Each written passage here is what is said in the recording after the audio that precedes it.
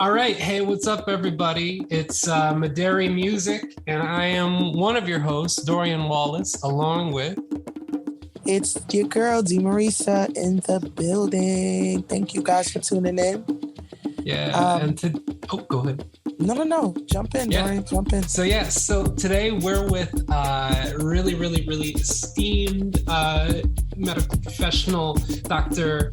Abdul-Adil, but I'm going with Jaleel today. That's what we said. Jaleel, thanks for tuning in with us. And, as this is a podcast that really centers on creative arts approaches to healing, I learned about you through, I think it was the National Child Trauma Center. There was a training on intersectional approaches to mental health, and you were one of the panelists, and I was just completely blown away by the work that you're doing specifically around hip-hop culture and psychosocial interventions. So I'm going to just leave it at that and pass it to you for any introduction that you would like to give about you and your work.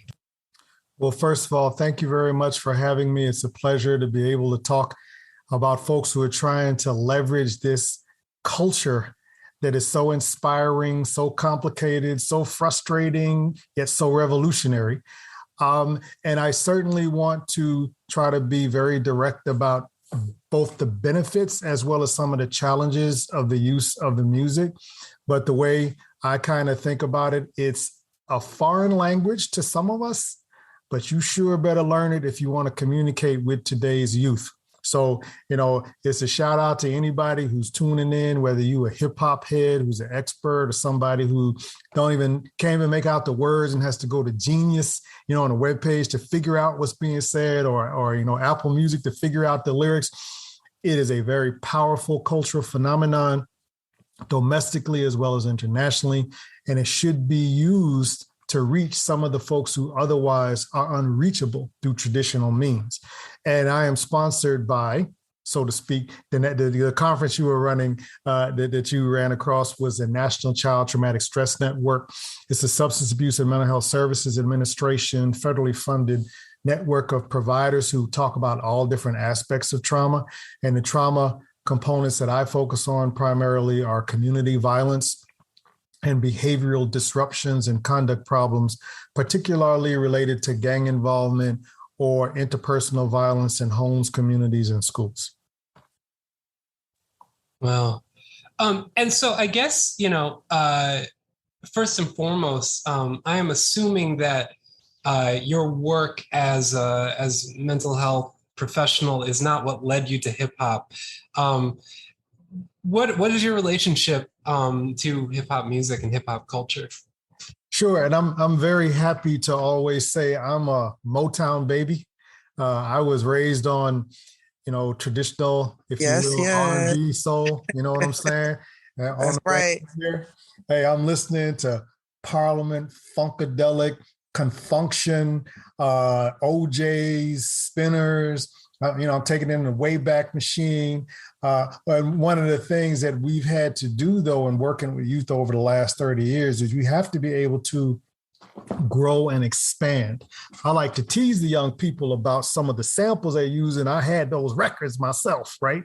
But it is a new genre which is out here, which I hope we'll get a chance to kind of deconstruct with some of the not only the lyrics but the musical content and its impact. But my background goes way back to when I was a little shorty, 5 years old. My older cousins used to take me to concerts. So, for example, I saw Prince when he first toured.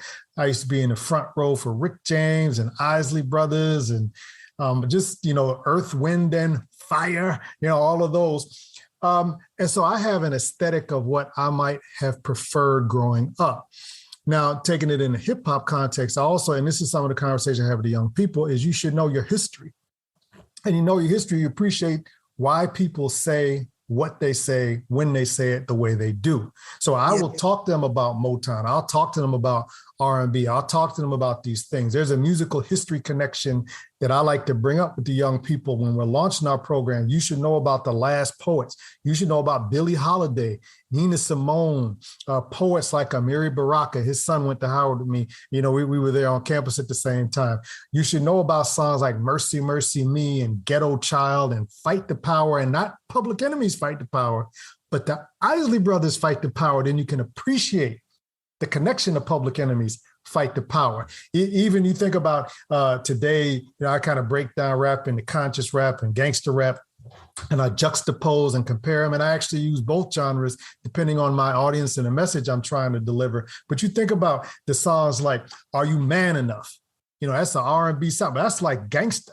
Like, are you going to stand up? And it was connected to Shaft. So these are the contexts that I came out of. And I try to share music as a means of expression of emotion, ideas, and lived experiences. And let's leverage those sounds and those words to be able to engage and motivate our young people. And then for me, my program's connected to behavioral health because I'm a clinical psychologist about, okay, once we get it, once we're motivated, once we want to do something different, and I'm in the conversation, how do we make our lives better? And that's where the partnership between the science, the service, and the cultural context come into play, because my programs are built on best practices, which are coming from rigorous research, but they're being delivered in a culturally sensitive and relevant way.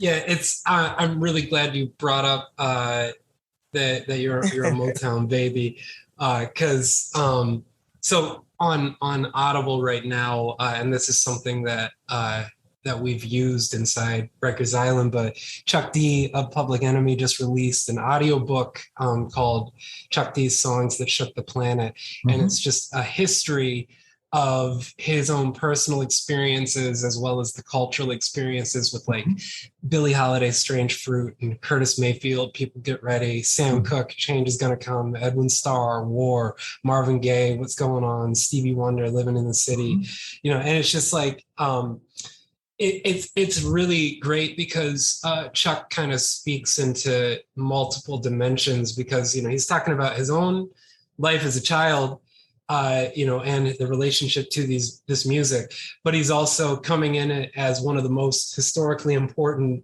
hip hop artists of all time. Absolutely. But then he's also talking about the historical context. And one thing that was really moving about this is we have a type up of all the text and we do a group listen. And then there's always a song afterwards. And with all these young folks who'd never heard Strange Fruit before. And so they heard it after hearing Chuck talk about it. One of the guys was like, can we listen to it again? We listened to the whole episode again, as a group. And then the following week, this individual literally had asked to listen to more Strange Fruit. So we listened to a couple of versions of Billie recording it, but we also listened to Nina Simone. We also listened to the sample that Kanye West uses of the Nina Simone version, Blood on the Trees. And it just like, a lot of them had never really thought historically about some of this. And now, one individual, he's got to be, I don't know, maybe mid-20s at this point. He every time I've come in, he makes sure to have an intimate listening to the Nina Simone version of Strange Fruit. It's just And see what I like about that, and this is kind of my approach, and I think you're experiencing some of that same success, is then you can have a media-based motivational conversation. What I also do, similar to what you do, I'll bring in not only the songs, but now we can go to YouTube. Now we can go to Netflix. Now we can say, oh, well, let's look at the life of Nina Simone. Do you know what Nina Simone did? Do you know what some of these artists did in their communities? Do you know the conditions they were facing and similar to things that have happened? What is systemic oppression and how do you actually break that cycle? And actually, when you look at some of the things, I like to challenge the young people. So there's two sides to this, but I'll say, and some of the things you think those so-called conscious radical rappers are doing, they're not even doing what Nina Simone did. They're not even doing what James Brown did. They're not even doing what a Parliament Funkadelic did. And I'll bring up like Last Poets. Speaking of samples, and that was actually Chuck D and NWA were two of the artists and groups that I used to convince some of my first audiences to start using rap and hip hop because they represented so much. So what happened with the Last Poets, I'll share very briefly. I heard NWA's album when I was really not into gangster rap. I was first experimenting how to incorporate this in the health. I'm like, man, it's all this cursing and, profane acts being, lyricized. Like, oh my goodness, I can't justify using this for pro-social mental health programs. But the only difference between me and somebody else is I was like, but I'm gonna listen anyway. I want to hear what they're saying. I'm gonna try to deconstruct it. And what you were referring to, what I like to refer to as media literacy.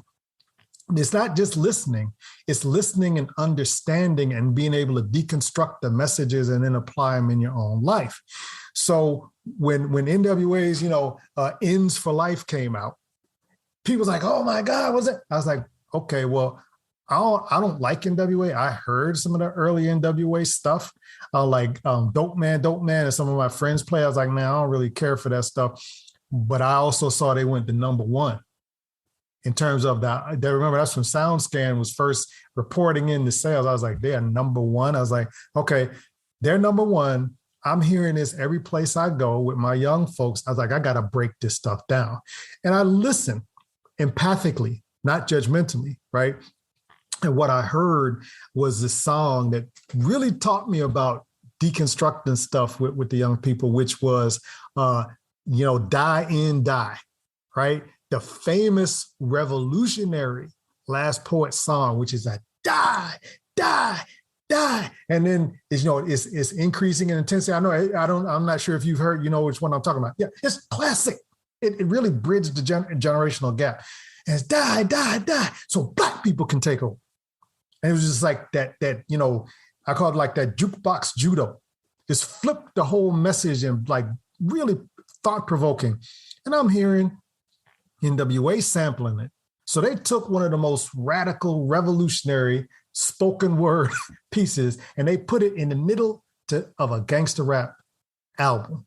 But the way they used it, even though they was cursing and saying, but what they were describing was social oppression. And in my world, I want to advocate to say that they were giving a similar message the way they could do it, which was talking about social conditions. Now, there are people who will say, well, there's songs you don't like that NWA makes. And that's true. There's certain things that's unnecessary. That's true. It doesn't dismiss the fact that you can strategically select certain songs that are very powerful and speak to our young people with a language and an energy that otherwise they may not listen to in traditional mechanisms.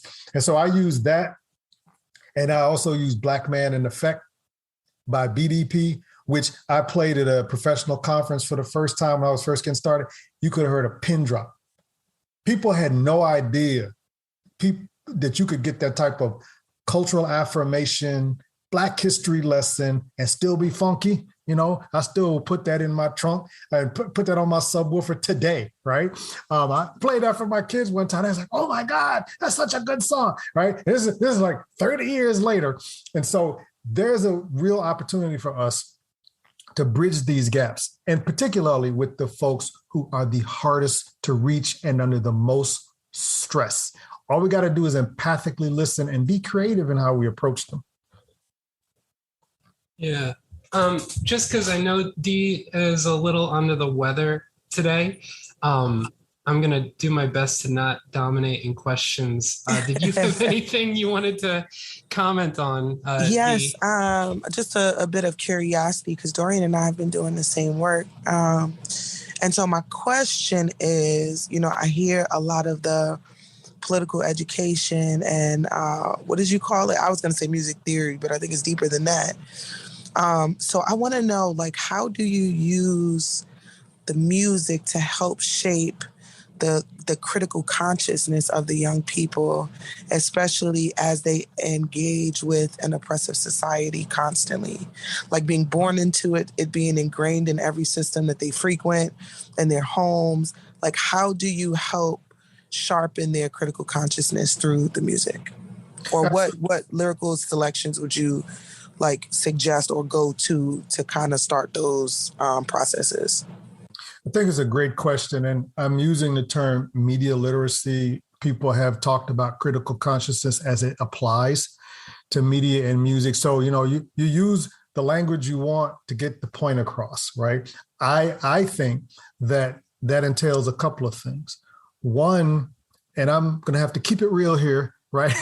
I think that we have to be much more in touch and authentic about the stressful situations our young people, our young adults, really the whole society, especially communities of color, are going through.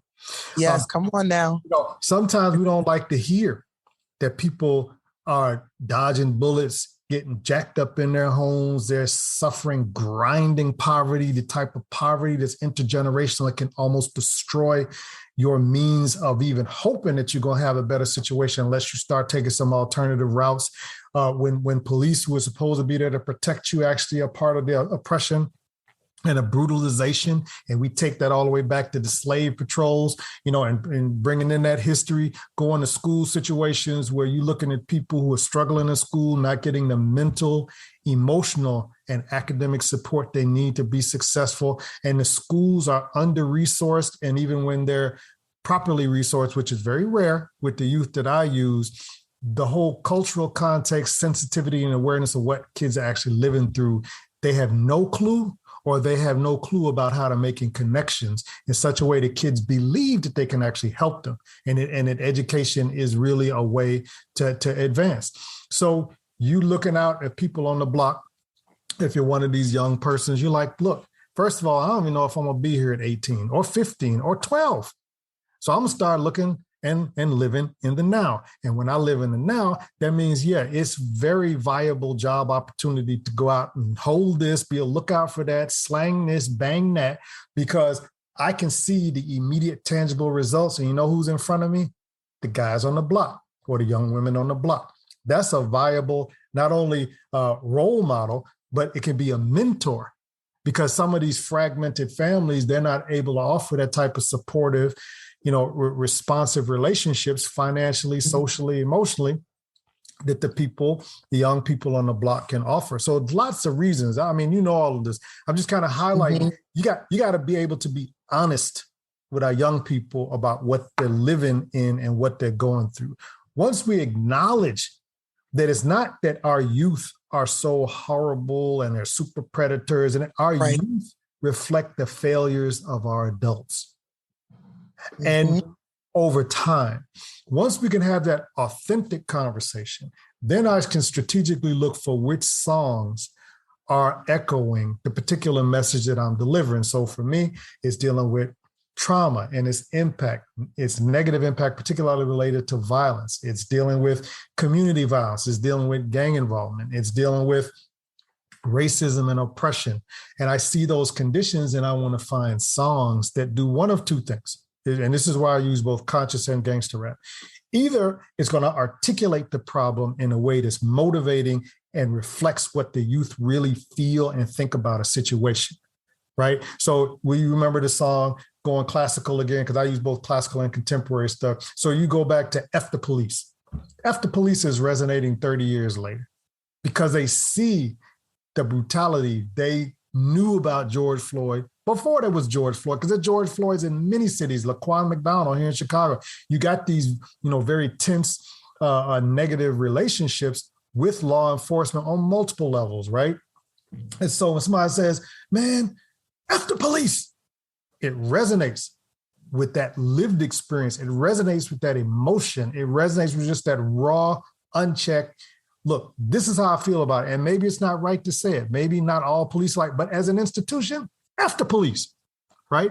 And so you find that song which articulates how they feel and how they see things. Once that's out, once that's not bottled up, once it's not pent up, then you could talk about, okay, with that F the police emotion, now what are we going to do for you to be able to move forward? It could be individually, you're going to make sure you stay safe and stay out of situations that give them excuses to bother with you. It could also be you mobilize community movements, you mobilize protests. It could also be you protest, you stay safe, and you go get a degree and you go stick it right in their face.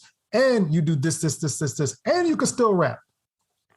Right. And one of the things I like about going to the contemporary song Entrepreneur with Jay-Z and Pharrell is it showed how many different job options by creative, just resilient efforts of young people to where they can not, it's not just being a baller or being a banger, right?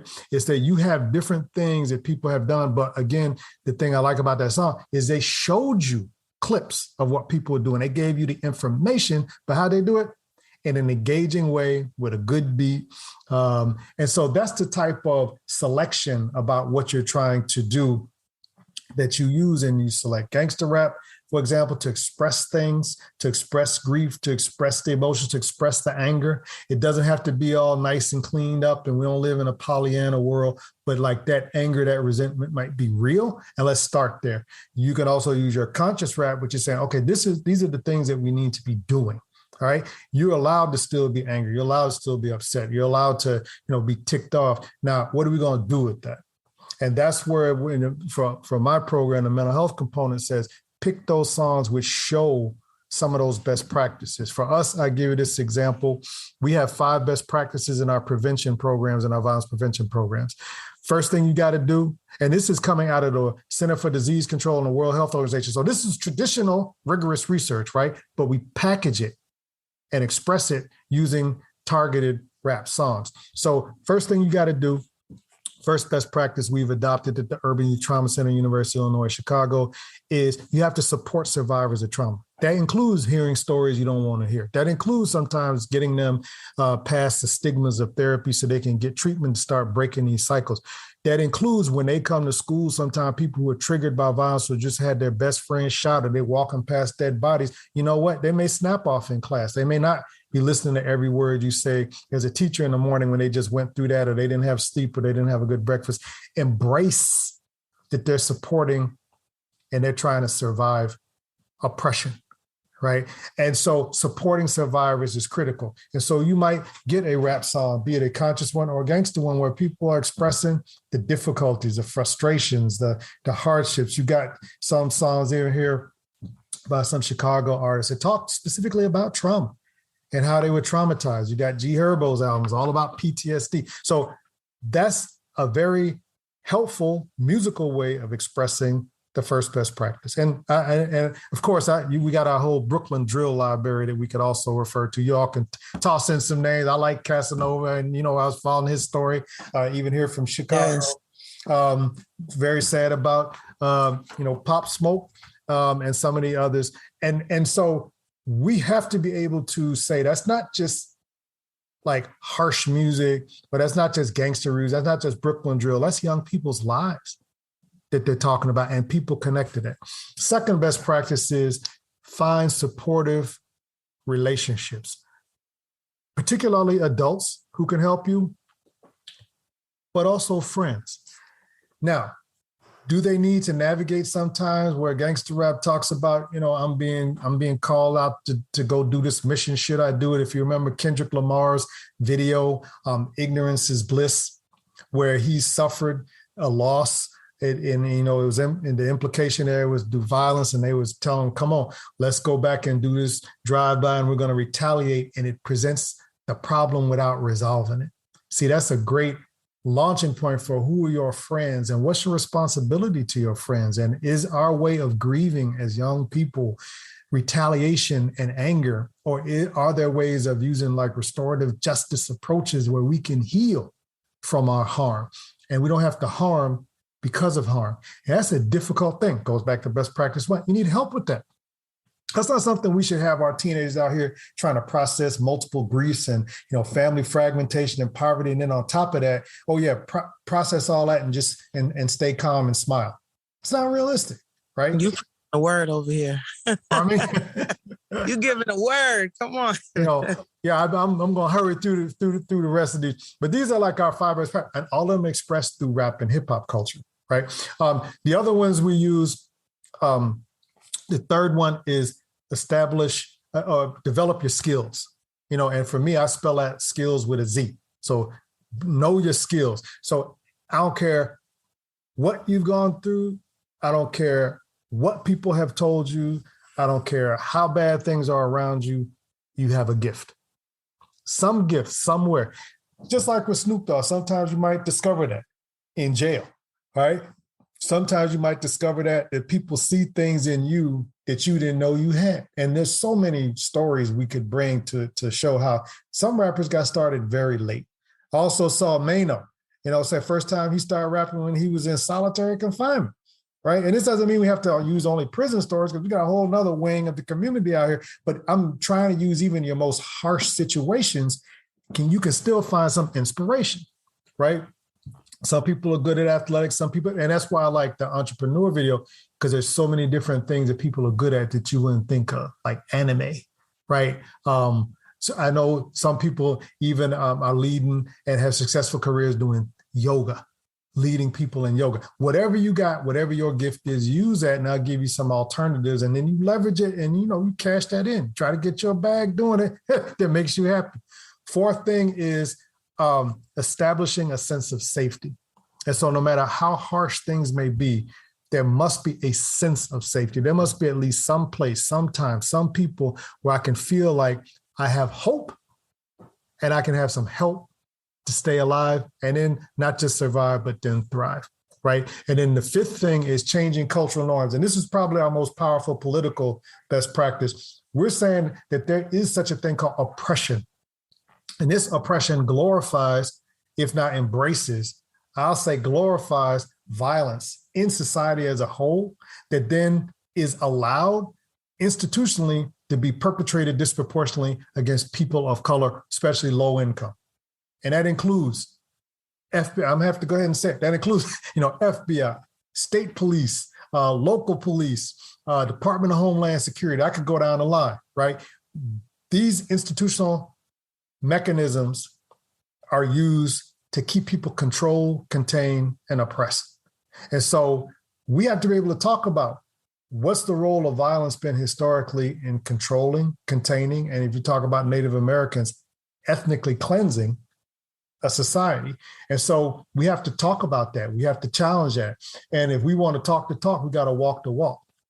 That includes us professionals. You put yourself at risk, as we know, when you start speaking out politically. You put yourself at risk when you advocate for those who are the underserved or underserved constituencies in our communities who otherwise may not have the money to fund you. They may not have the political positions to protect you. So when you're speaking out for the sake of justice and justice alone. And that has cost, that has consequences. You mentioned Malcolm X, you can mention Martin Luther King, you can mention Harriet Tubman, you can go wherever you want to go with that, right? There's a cost. But if you really committed to that cause, then you do it because it's right. Right. And so that's a big best practice we try to encourage. So our youth become advocates for themselves as well as the constituencies in our community. Man, so I appreciate all of it. It's super. I'm sorry, Dorian. Let me just get it off my heart. Super affirming in that, all of what you mentioned is how Dorian and I kind of operated within Rikers almost intuitively. So I work with an organization called HALA. You might be familiar with them. We were just in Chicago for the NRCJ conference on restorative justice. Mm-hmm. So, I've definitely been engrossed in just political education and the movement and the fight. Dorian and I kind of live in the spirit of Asada and just like fighting where you at and journeying where you at, but just that level of commitment. Mm-hmm. So I feel you on all of that. And a lot of our work was informed around a lot of the things that you're saying here. You know what I mean? Making sure that the space is safe. Mm-hmm. Trying to hone in on supports, but also developing skills, like skill development around music or otherwise. And just letting the space organically manifest into what it needs to be for the population that we're serving, not imposing things on them. So that's dope. And before I pass it to Dorian, I just want to drop another jewel. So through HALA, we did a lot of restorative circles all around the U.S. and in other countries. We compiled the data from those circles and created a Healing Justice album. Nice.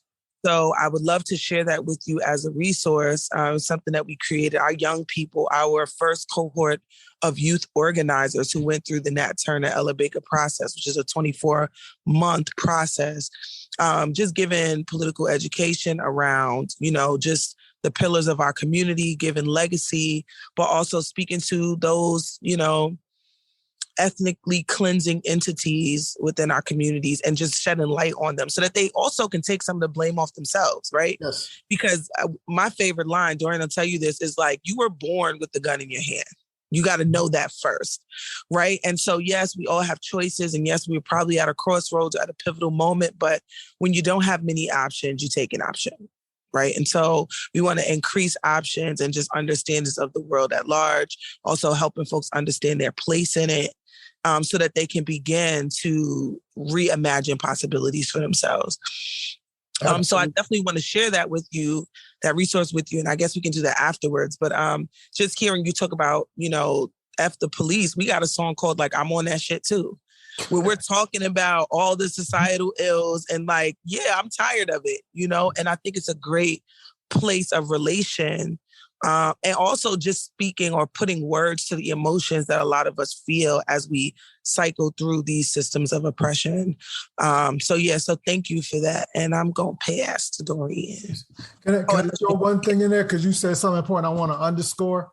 And again, I think in fairness, this is actually a quick aside that rap is actually fairly balanced.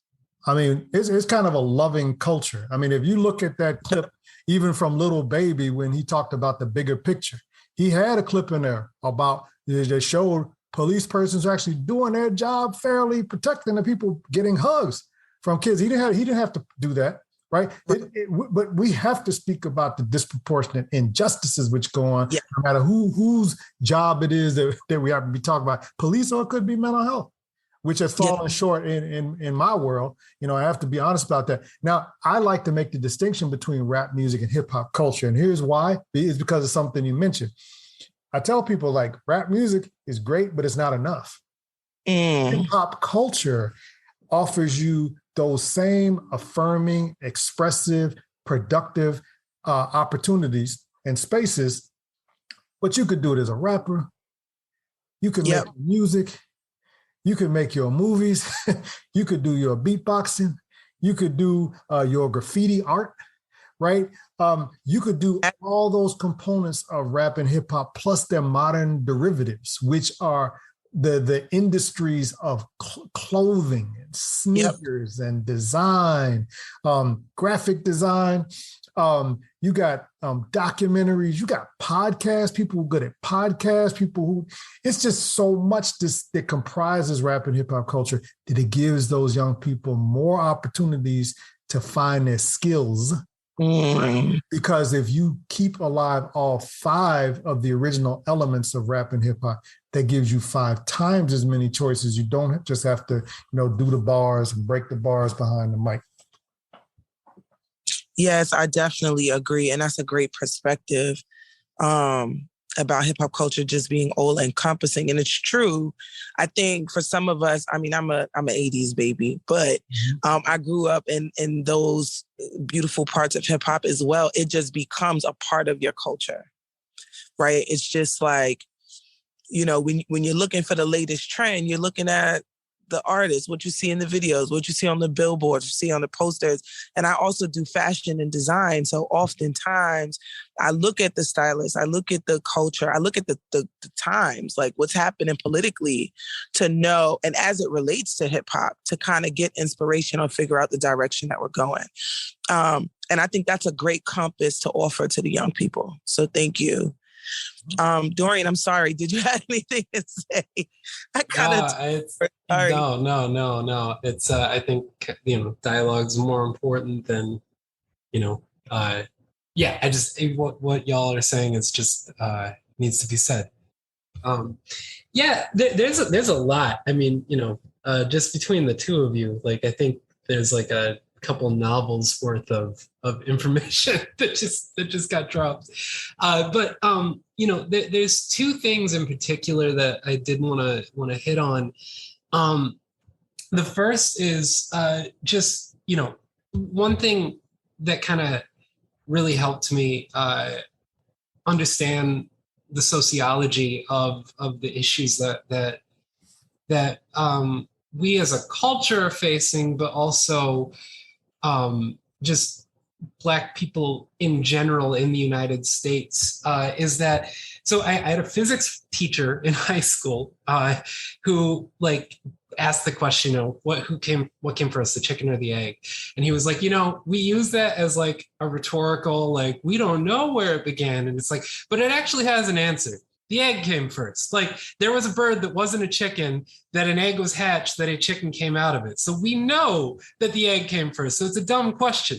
And I always started to apply that in the, like, yeah, we talk about violence in music, and it's like, well, does the violence in the music create the violence in the culture? It's like, no, I think the circumstances created the violence and the music is expressing it. And yeah, like, it can perpetuate it to a certain extent. Like, we witnessed it a lot with Brooklyn Drill, to be honest. Like, there is a lot of people, I don't mean to laugh. I don't mean to like laugh at it, but it's like there have been circumstances where drill rappers admit about their crime in their song, and then that's used like in their legal situation. But the circumstances that perpetuated the crime to begin with, was there. It's right. So that's the first and foremost part, is that I never ever point blame at music and at artists for perpetuating something. I point it at the conditions that were created by an elite class intentionally, as the foundational problem. The second part, cultural understanding of it. See, and I can use examples like Ice Cube. Mm-hmm. Ice Cube flipped to being very politically conscious through his music, because his ideas changed, and creating conditions and creating a consciousness related to those conditions are how things begin to change. Yeah. Right? And like when I use that example, Little Baby, it's the same condition, but he's changing how he's articulating it. And that's why I think also, to underscore this point, I just wanted to make very quickly, that's why we have to listen to certain gangster rappers. So one of my favorite rappers actually has some New York roots, so I'll mention, is Immortal Technique. Now, Immortal Technique is awesome.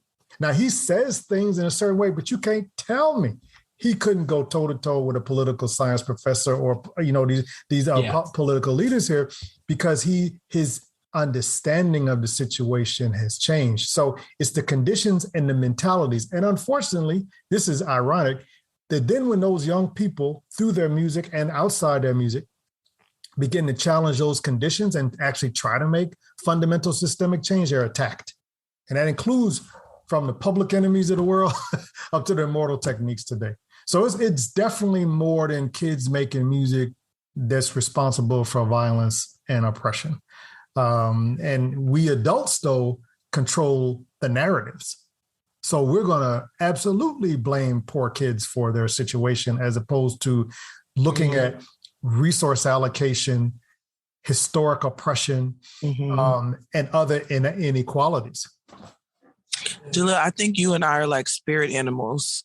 Okay. Because I've definitely had this conversation many of times, and I agree. I mean, it's easier for us to shy away from their truth, because then we would have to do something about it. Right? How could you hear young people, and it's our young people saying, and that is like the history of rap music, hip hop culture from its conception, right? It's like people were always shying away from it and cringing at it because it was too raw. Mm-hmm. But also working with the young adults in Rikers Island, I've also learned that our young people are so innovative, right? So it's not just them speaking their truth. They've discovered a way to code the information. It's like a newspaper, like a musical newspaper. So it's a form of communication, which historically we have been doing as people of color for decades, right? Hundreds and hundreds of years. Mm-hmm. And so when I heard that, I of course, it's an opportunity to acknowledge a skill. It's an opportunity to offer a different perspective in a way to manifest another, what's the word I'm looking for? Like another career track. Like if you can figure out how to, one, convey the news to folks without explicitly saying what's happening, you've kind of almost created your own language. So how can we utilize that in another way? Right? And or how can we galvanize people in this way to create efforts to remedy some of the stuff that folks are experiencing? Right? Yeah. And I know, Dorian, you had something to say, so I want to get back to you, but I'm going to save this comment. I want to make sure that I stay here because there's some good things that you can do with rap and hip hop. And then we even have some hip hop heads who are somewhat hesitant to embrace some of the newer artists. And I think we need to comment about that because I think we share a sentiment that it can be helpful. I have had some recent experiences with even some people who've been born and raised and reared on rap who are less than sensitive to the current conditions that the rappers and the songs are operating under. But I want to hold off on that. Go ahead, Dorian. Well, yeah. This is actually I think we're like definitely aligned in some kind of cosmic thing because the second point actually was around this very notion. One thing about hip hop culture that is so profound is, like KRS-One like literally laid it out with the nine pillars of hip hop, and the last one is entrepreneurship, and just the realization of the constant innovation. Like one thing about like hip hop lyricism that's always blown my mind is that when we look through a Eurocentric lens on poetry, we think of things as direct rhymes or indirect rhymes, whereas in hip hop, and I mean this is also aligned with reggae music and jazz music and all of these things, but just the lyrics themselves, it's not about the words, it's about the shape of the sound that they're matching. And so there's like a whole deeper layer going on than the Eurocentric lens on what is poetry and what is rhyming. But the other part was, I've always been drawn to graffiti. I think it's a beautiful art form. And of course, like I had certain what is graffiti? Like when is it appropriate? When isn't it? Like, super privileged perspective on analyzing like when something is allowed to be done. And it was actually Christopher Emdin, the really innovative hip hop education teacher and writer. But he spoke about how, why did graffiti even become a thing? And it was like, you live in a space, you have a place that is your home.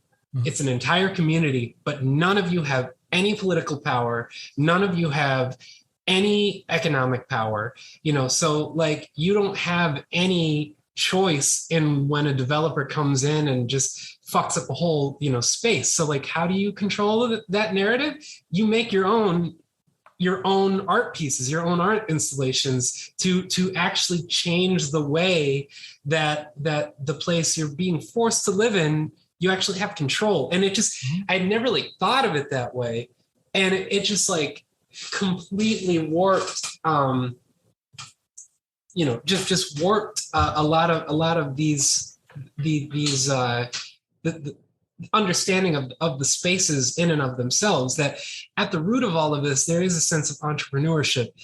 To lead that into the point I think you were about to bring up, Jaleel, is that it's really interesting going through time and experiencing the contemporary music and having to come to terms with our own our own individual aging.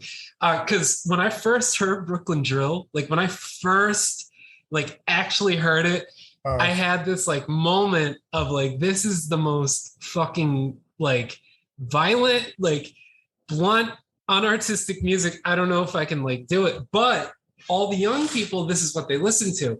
And the eye-opening moment specifically was I was hanging out with an older guy at Rikers, like older as in like my age, like mid-30s. Mm-hmm. And he was complaining about the violence that all the drill rappers talk about while we were listening unironically to Gimme the Loot by Biggie, which is about a robbery, like an armed, and like it hit. It was like, wait a second, wait. How is drill any more violent than this song? And he was like, well, no. This is Biggie though. And it was just kind of like, okay. Yeah. Like we've just done the ages thing. Like I've got the one word response to that. You know what it is? He meant that's mine. That, you know, and the challenge here is we all grew up with certain soundtracks. Mm-hmm. And there's commonalities in our living conditions, but our styles of expression differ enough, even within the world of rap and hip hop, that we start saying, oh, no, that's not mine anymore. And as a matter of fact, that used to be mine and you messed it up. And this is the very same intergenerational conversation that occurs in households beyond music. Kids today are crazy. Hey, what's wrong with you kids today? It's like, see, I'm old enough. I can look back and say, but wait a minute, because I was there in we did the same thing. We just did it through different styles. We did it through different techniques. And it may be somewhat elevated certain aspects of problems that are happening today, but those problems were there. Like we wasn't all sane. We wasn't all like goody two shoes. We used to do stuff. We used to say stuff. I mean, we know what rock and roll was referring to. I mean, you look at Ozzy Brothers Between the Sheets. I mean, don't get too much more explicit than that, right? I can pick out a whole bunch of popular songs. Let's Get It On, Sexual Healing. We were doing some of the very same things, but that was ours. So now we look today, because the texture of the music or, you know, some components have changed. I'll argue that there's been more blending today than there ever was, because there's a blending of producers. So now you got the hip hop sounds. I mean, I remember when Michael Jackson did Bad, and, you know, he brought in Teddy Riley and the New Jack Swing. And I started seeing these things started coming together. Now it's nothing to have Timbaland and some, you know, DJ Khaled. Whoever they produce across all. You got Taylor Swift banging off, you know, hip hop beats. They're doing these duets and collaborations now are official parts of the award shows. So there's a whole lot of blending, but the mentality is what I want to underscore. This is where we have to stop blaming our young people for being young people. And even some of us hip hop heads, I've had conversations just like you, Dorian. Well, I was trying to encourage this, I'll say this one hardcore rap fan who happened to be about 30. And I was saying, look, you know, this is how, let's roll with him. And I was even talking about using hip hop movies and that. And he's like, yeah, they call that trap rap today. It's all trash rap. And he went on a rant, you know, and I let him finish. And I say, you know what?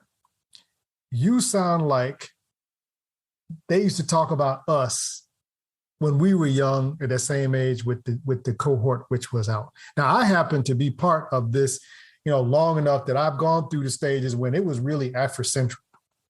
It was very affirming. And, you know, and full disclosure, I mean, culturally affirming extended to Latinx populations as well. So like some of my favorite first rappers was Kid Frost. I remember La Raza. I was embracing all of that, right? That to me, that was just another version of Public Enemy, right? And so if you look back, we've gone through some eras. I'll highlight a few that jumped in my mind. I started off, like I said, with KRS-One, Black Man in Effect, and Public Enemy. Not only Fight the Power, but Welcome to the Terror Dome. It's still a terror dome, right?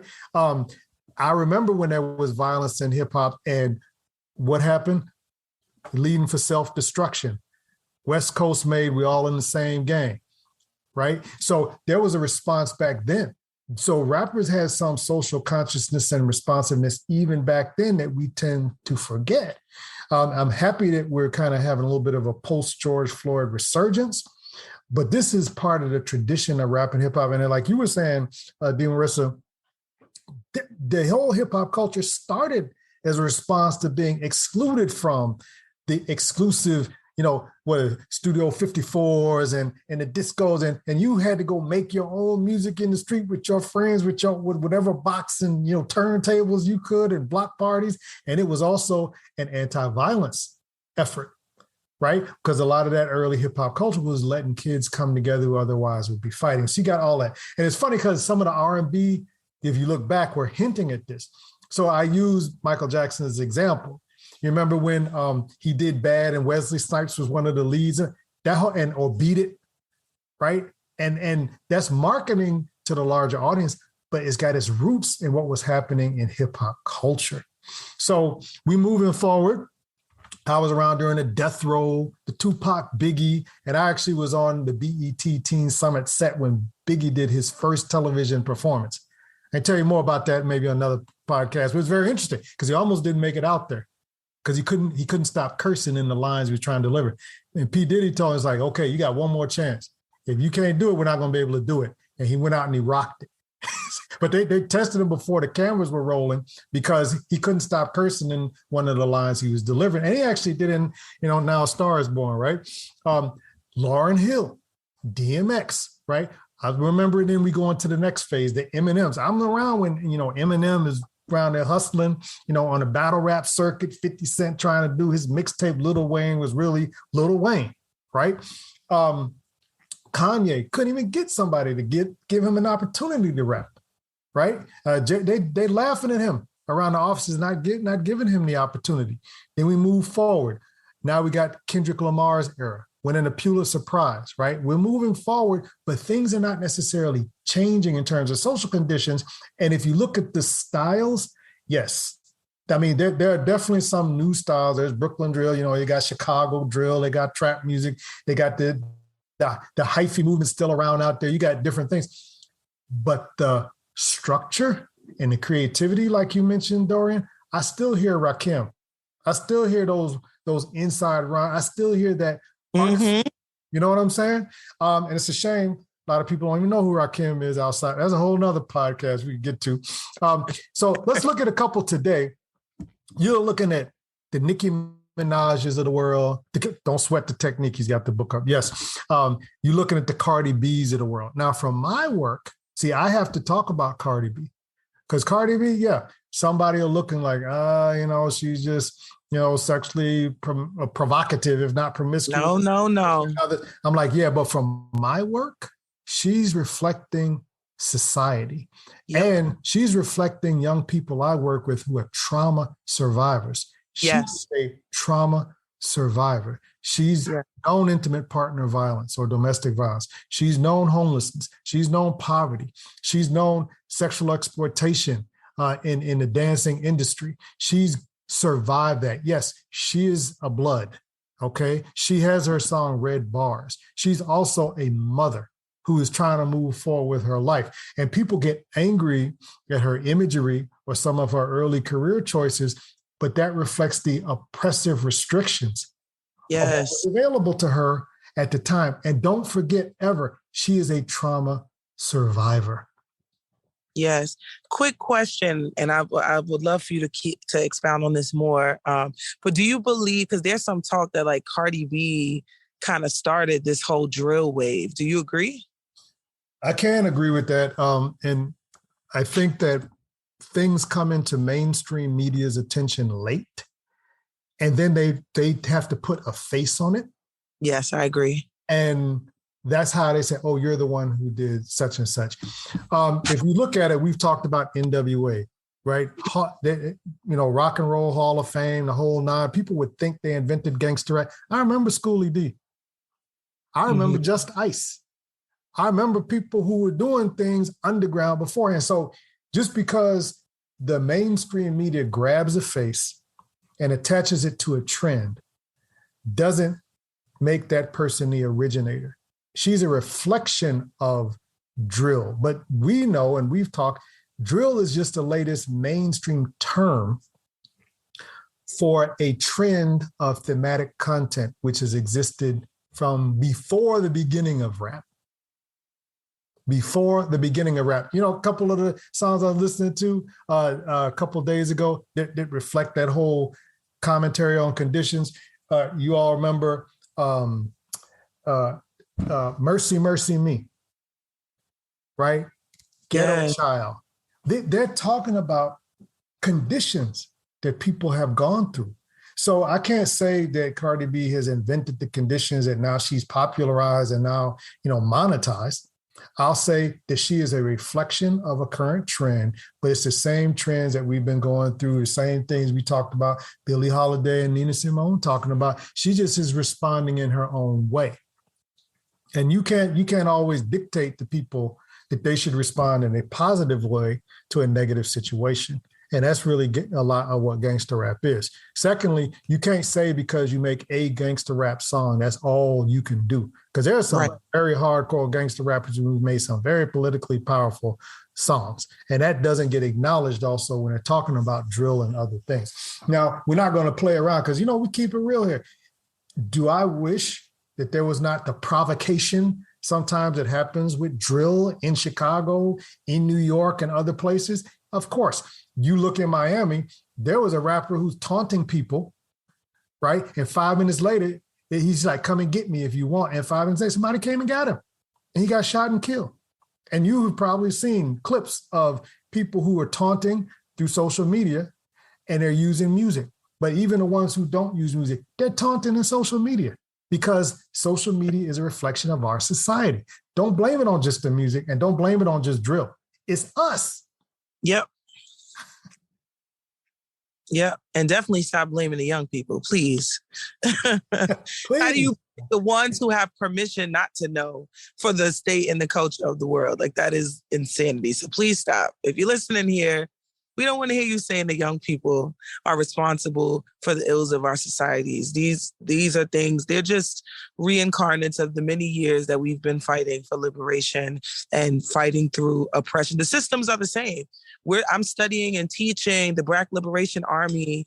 We're teaching about, the Black Panther movement, the Young Lords, and they're same things. Feed the children. We're homeless. Our communities are poor. Our systems, our schools are crappy, and the government is not supporting us. It's the same thing. So let's stop blaming our young people and let's support them in other outlets to reach self-actualization, because that's what we want for them. That's what we want for ourselves. Okay, especially when you're not there. That part. I'm going to add that part. Especially. Come on now. That too. Also, just to our older generation. I'm in the older generation too, as the young people like to tell me. I'm an old lady. I'm only in my 30s, but apparently I've become old that quick. Stop being afraid of the young people. Mm-hmm. Like, they want the guidance. They want us to lean in. They want the support. They just don't always know how to get it. And all of those things are residual effects of oppression.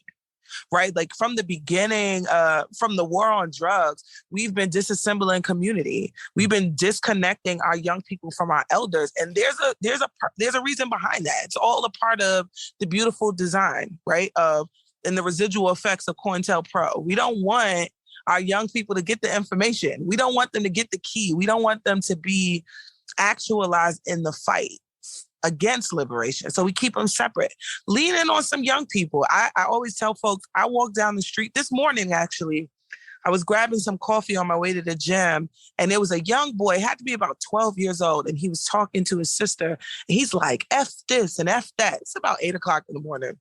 So I walked out the store and I said, baby boy, no F-bombs. It's 7 o'clock in the morning. If you need some, maybe at 3.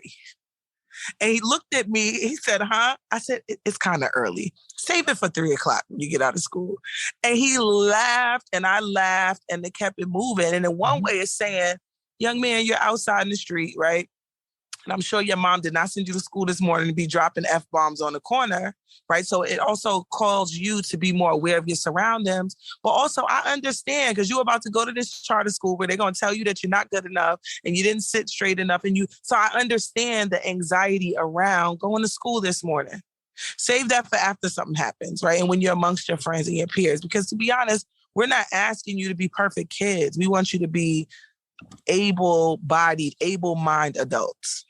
See, and I think that's where the accountability comes in, but the accountability has to be combined with empathy. And I think young people know when you're talking to them in their language, at their level, with a good heart, versus you like cringing to even have to lower yourself to talk to them little thugs, and it comes off, just as well. And even those of us, and let's say, I'm gonna throw y'all in with me. Let's say we romanticize the older eras when you had X-Clan and you had, Queen Latifah and we like, oh, I wish they'd all be as, strong with cultural identity and politically aware as before, but they're not. Okay. But we can still say, but I can reach where you are because I care. And even if you don't listen to a lot of the contemporary artists, which I don't listen for fun. But I respect them and I listen to it to be able to connect. Even if you don't do that, if you even mention, hey, I heard that. Oh, you like that track? But you like, oh, okay, let me pull your coat about this. Let me point out where that comes from. And they're talking about the same thing. Hey, how about this artist that you may not know about? We're engaged in a conversation. What we're not doing is condemning them unilaterally and unconditionally, which happens sometimes when we talk to our young people, because they're not where we want to be. And you could have easily rolled up on that young person and been like, shut up. Sound like some fool up here cursing at 7 a.m. in the morning. And you probably would have got a certain type of response. Right. And now the gap between the helpers and the people who need help continue. And the trauma survivors in particular, they're not going to present themselves often in the most accessible way. Because they've been hurt, because they've been hurt. They'll curse you out, they'll push you away when you're trying to help. We got to work through that, recognizing this is a trauma survivor. Let me give them time. Let me go the extra mile. Let me reach and see, can I reach them? And it's going to be a longer stretch than some other kids, but you know what? That's the job. Yep. And that's what we call journeying, right? Journeying with someone is not forcing them to be where you are. It's meeting them where they are. And you got to be real intentional when you're out in this work about how you are ready to journey with people. You really got to check in with yourself more than you are checking in with the person to ensure that you got the bandwidth to take them all the way. Because all the way could be long, it could be hard, it could be tiresome, it can be overwhelming. It's definitely going to impact your family. It's definitely going to impact your finances. So if you're trying to be rich, pick another job, right? So understanding. And it's hard work too. So you can't flim-flam in this. You got to show up authentically and ready to get down and dirty in all of it. And also understanding your trauma too, especially as a woman of color. I definitely have to be aware of my own trauma responses and my own situations. And in some ways, you can pull wisdom from that. But in other ways, you got to check yourself.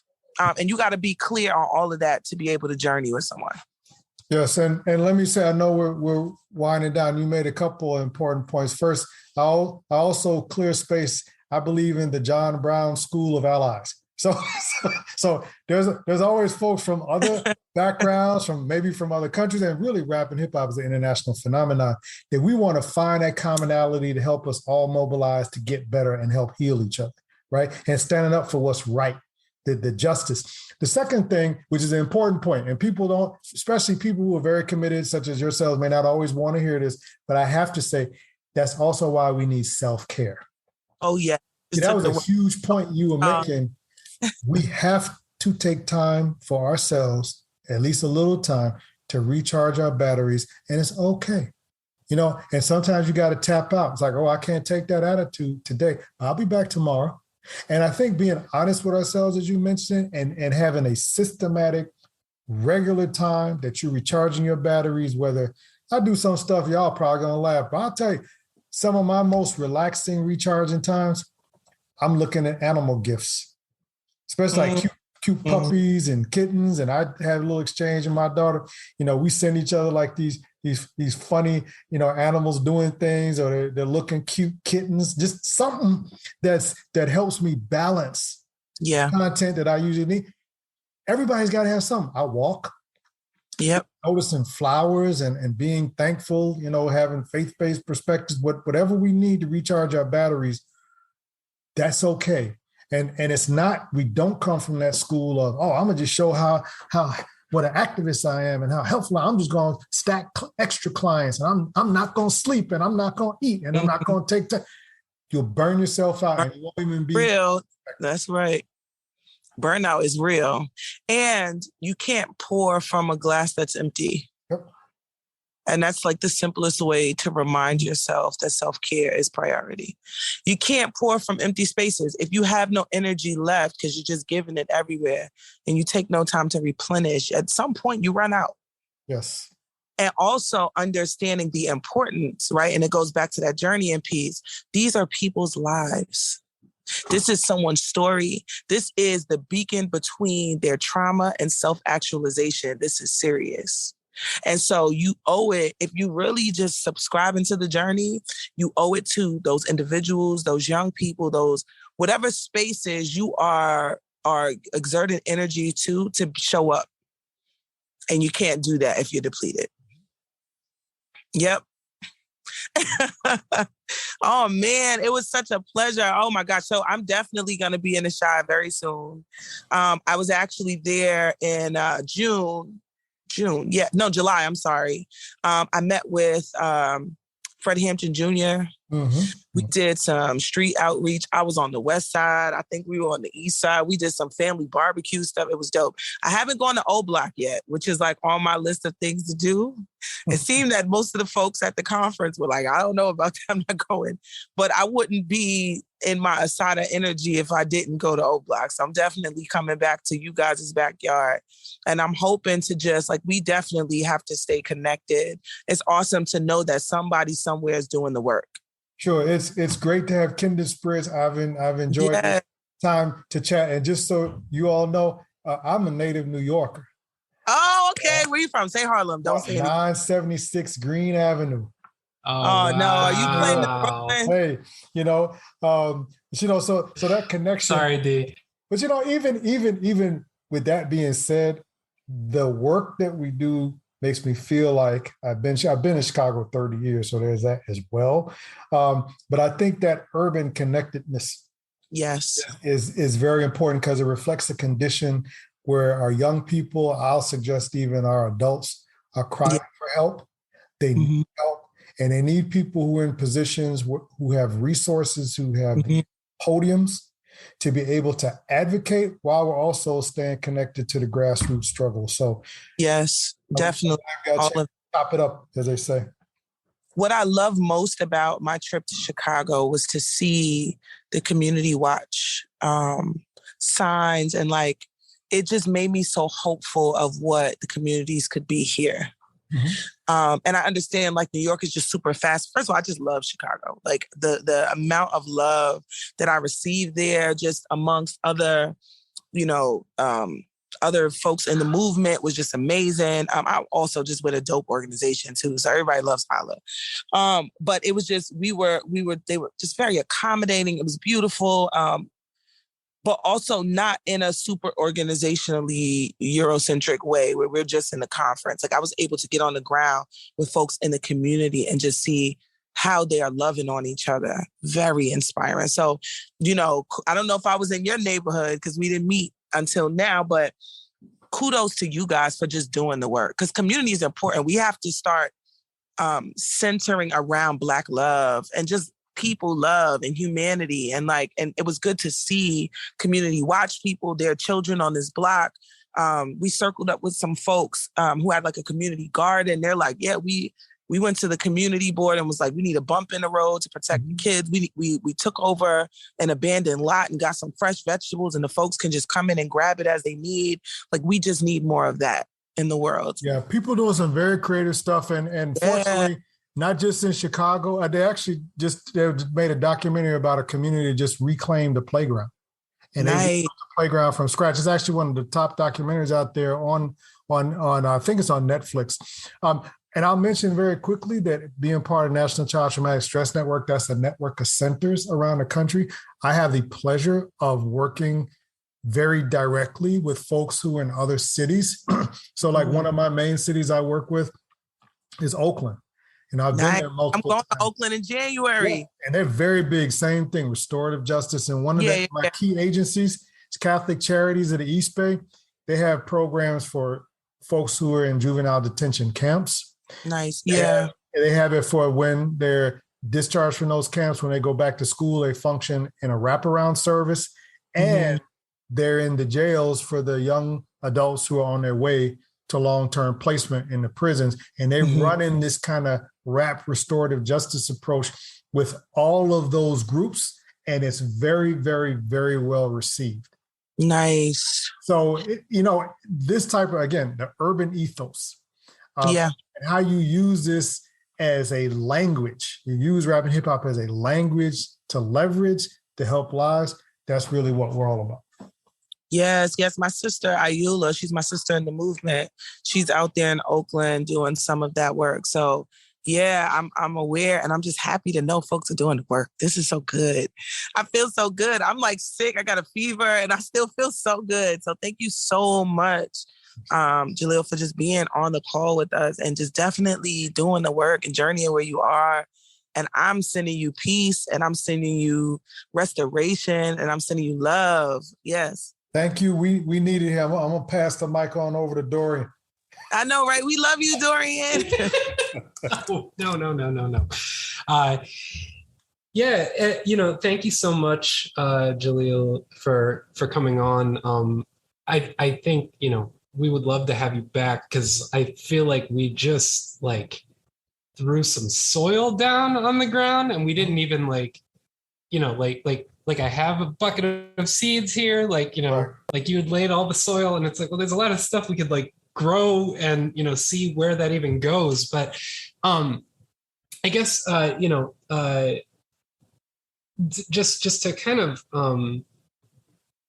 summarize it, this is really acknowledging, I think, that, so Chicago has such a deep history of being the birthplace of some radical political movements that have impacted the entire United States, as well as some incredibly intense criminological elements. And there is something about, a foundation can nurture a foundation that is left out, certain conditions are left out intentionally. You're going to have two different, strains grow. And, one of which is a much more need for radical approach, which I think is the healthy response, versus the more violence oriented approach. And, it's not that a person is, going to become one or the other, but it's that the conditions in which they are create susceptibility. And, one role that that people in positions of power need to understand, and this is us, we are those people, is that we have to understand that people are going to go in the direction that they go, and that, we can help lay guidelines, but we also have to adamantly combat the structural systems that are just keeping this cyclical oppression circle going. And then I also did want to say, Cardi B, on just her as an artist and as a trauma survivor, she's also just a really brilliant lyricist. And I think her flow in particular is so back end in the pocket. She's got that same DNA that you get from some of the old school blues musicians. And it's just, there's a rhythmic way she approaches that I think is going to be remembered historically down the line. People are going to talk about those parts of her, eventually, as I agree. And I think we could probably have, as you mentioned, part two of this at another point. And I did want to agree with you that we should allow some of our young people to grow. And the first rendition of even Rakim, he'd be the one to tell you, he said he can't believe he used to rhyme like that because he got so much more sophisticated later. Look at early Ice Cube, late Ice Cube, right? We do have to allow our young people the opportunity to grow. I think she's grown as a lyricist. She's certainly grown from what I see as a person and what she's talking about and what she's promoting. And maybe now people are now recognizing those more powerful political parts of who she is. Yep. In addition to what clothes she may or may not have on. Because she said stuff before that it's like somebody else has said that, they'd be like, oh, that was pretty insightful. Oh, that was, that made a lot of sense. But they're not giving her credit because of the image that she has. And we should allow her to grow. Yeah. I agree. And I just I'm sorry, Dorian, can I jump in real quick?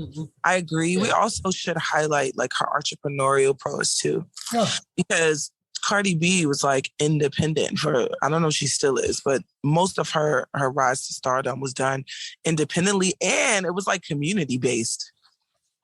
Which should be acknowledged. And the last point is, we definitely got to challenge some of those conversations too, because, and as a woman, I'm standing up for my girl Cardi B, people feel like being in tune with your femininity cannot coexist with intelligence or with strategy. And like we have to, in this time, we have to just stop that.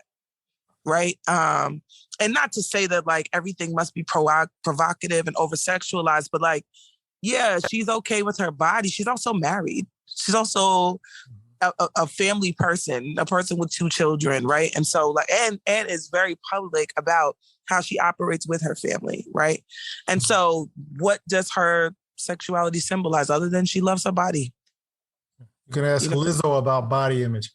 Right. Because we're not body shaming Lizzo. We're embracing her. Yeah. And so with that, we're going to put it to a close. Again, thank you.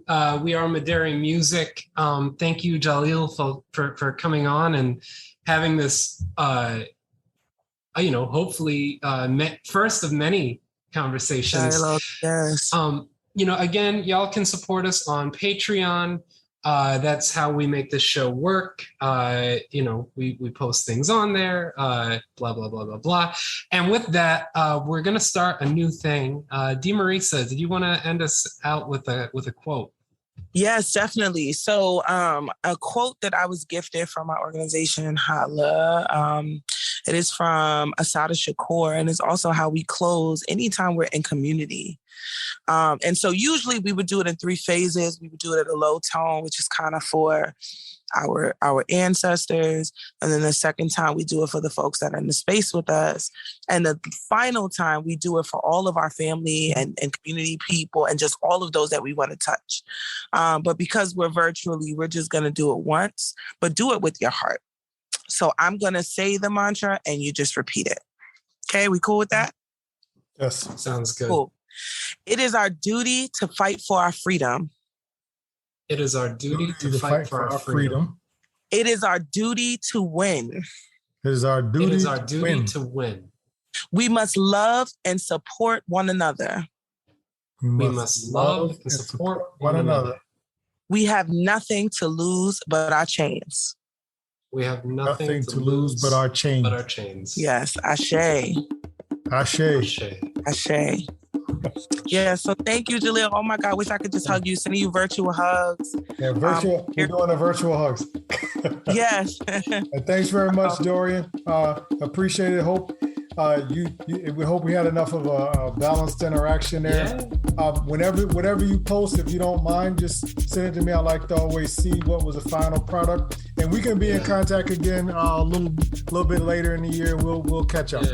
Yeah. No, we definitely have to stay in contact because we are kindred spirits. So there's work for us to do. We are on assignment. Yes, on assignment. Yes. Not consignment, assignment. Assignment. Agreed. Okay. Peace. See you all later. Yes, See y'all peace. later. Bye-bye. And blessings.